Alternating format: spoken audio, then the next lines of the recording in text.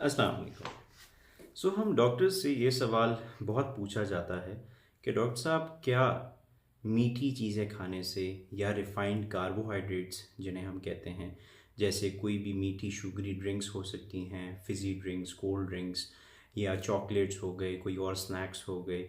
Snacks में मैं healthy snacks की बात नहीं कर रहा, अनहेल्दी स्नैक्स जैसे ये डिफरेंट आप क्रिस्प्स का खाते हैं, डिफरेंट ब्रांड्स के जो है चिप्स वगैरह खाते हैं, या इसी तरह पकोड़े समोसे वगैरह हो गए, जलेबियाँ वगैरह हो गई, इस तरह की चीज़ें।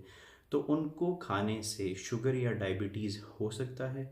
जी हाँ, बिल्कुल हो सकता है, मगर इसको जानने के लिए थोड़ा इसके बारे में समझना पड़ेगा। नॉर्मल बॉडी का मैकेनिज़्म ये है कि जब भी आप उस मुंह से शुगर खाएंगे या कोई भी रिफाइंड कार्बोहाइड्रेट खाएंगे, वो बॉडी के अंदर जाते ही बहुत रैपिडली एब्जॉर्ब हो जाएगा।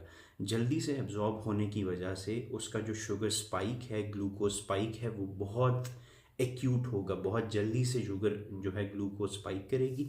और उसको कंट्रोल करने के लिए या उसको खून से टिश्यूज़ में ग्लूकोज को लेके जाने के लिए एक हार्मोन पेंक्रियाज या लुबलुबे से सिक्रीट होता है, जिसको हम इंसुलिन कहते हैं।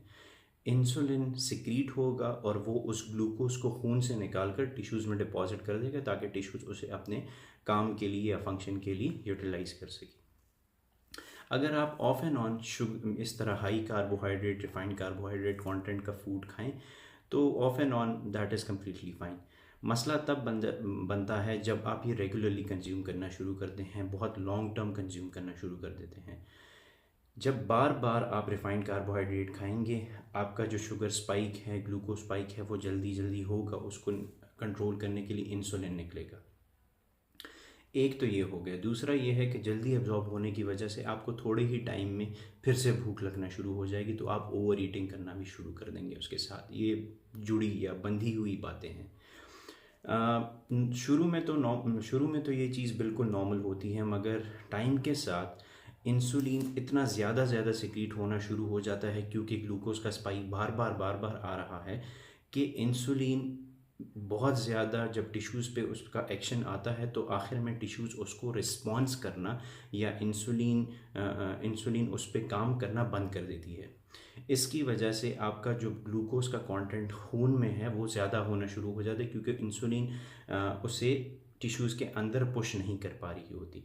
बॉडी ये सेंस करती है कि ग्लूकोज खून में ज़्यादा हो रहा है, तो शायद इंसुलिन कम है, तो वो इंसुलिन को और ज़्यादा सिक्रीट करना शुरू कर देती है। अभी वही ग्लूकोज कंटेंट या वही कार्बोहाइड्रेट कंटेंट जिसके लिए फॉर एग्जांपल कुछ एक ख़ास अमाउंट इंसुलिन दरकार था उसे टिश्यूज़ में पुश करने के लिए, अभी उससे तकरीबन डबल इंसुलिन जो है चाहिए है, ताकि उसको टिश्यूज़ के अंदर पोषण करे। इस इंसुलिन का टिश्यूज़ पे कम काम करना या टिश्यूज़ का इंसुलिन को कम रिस्पॉन्ड करना, इसको हम इंसुलिन रेजिस्टेंस कहते हैं। इंसुलिन रेजिस्टेंस के साथ साथ आप ओवर ईटिंग भी करते हैं। ये जो हाई कार्बोहाइड्रेट कंटेंट फूड है, इसमें कैलोरीज भी ज़्यादा हैं, तो वो आपको ओवरवेट भी आहिस्ता आहिस्ता बनाना शुरू कर देते हैं। यूजुअली जो है बेली रीजन पे फैट एक्यूमुलेट होना शुरू हो जाता है। बेली रीजन पे फैट एक्यूमुलेट होने की वजह से कुछ ऐसे केमिकल्स उस फैट से जनरेट होते हैं जो इंसुलिन रेजिस्टेंस को और भी बढ़ा देते हैं। शुरू में तो ये ठीक होता है, लुबलुबा जो है वो कोशिश करता है बार बार कि इंसुलिन इतनी ज़्यादा प्रोड्यूस करे कि ग्लूकोज का लेवल जो है वो खून में बरकरार रहे या नॉर्मलाइज रहे। मगर वक्त के साथ साथ बहुत लॉन्ग टर्म पेंक्रियाज आसान अल्फाज में थक जाता है और वो उतनी ज़्यादा इंसुलिन प्रोड्यूस नहीं कर पाता। इसी की वजह से रिस्क ऑफ फिर डायबिटीज़ बनना शुरू हो जाता है। जब इंसुलिन आपका प्रॉपर नहीं होगा, आपका ग्लूकोज कंटेंट खून में ज़्यादा रहेगा, तो आपको शुगर हो जाएगी या डायबिटीज़ हो जाएगी। ये सिर्फ इस तरह नहीं है कि आपने शुगर खाया और डायबिटीज़ हो गई। मैंने जो है पूरा प्रोसेस एक्सप्लेन किया कि नंबर वन, आप रिफाइंड कार्बोहाइड्रेट्स बार बार खा रहे हैं, ज़्यादा क्वांटिटी में खा रहे हैं। सेकेंडली, आपका इंसुलिन स्पाइक्स बार बार आ रहे हैं, उसकी वजह से इंसुलिन रेजिस्टेंस आया, बेली फैट ज़्यादा हो या फिर पेंक्रियाज थक गया, और इसी तरह आपको डायबिटीज़ हो गया। तो इसको अभी प्रिवेंट कैसे कर सकते हैं? नंबर वन, अपने रिफाइंड कार्बोहाइड्रेट्स के कंटेंट को मिनिमम कर दें। शाज़ व नादिर कभी कभी रिफाइंड कार्बोहाइड्रेट्स कंज्यूम किया करें। नंबर 3, अपने प्रोटीन कंटेंट फूड में ज़्यादा कर दिया करें।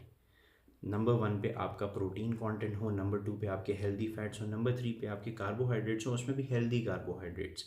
Whole grain foods, whole grain जो रोटी होती है वो खा लिया करें, ठीक है, जिसमें डाइटरी फाइबर कंटेंट ज़्यादा है, ताकि उसका ग्लूकोज स्पाइक भी कम होता है और आपको बहुत टाइम तक, बहुत अरसे तक वो आपको फिर से भूख नहीं लगती, तो आप ओवर ईटिंग भी नहीं करते।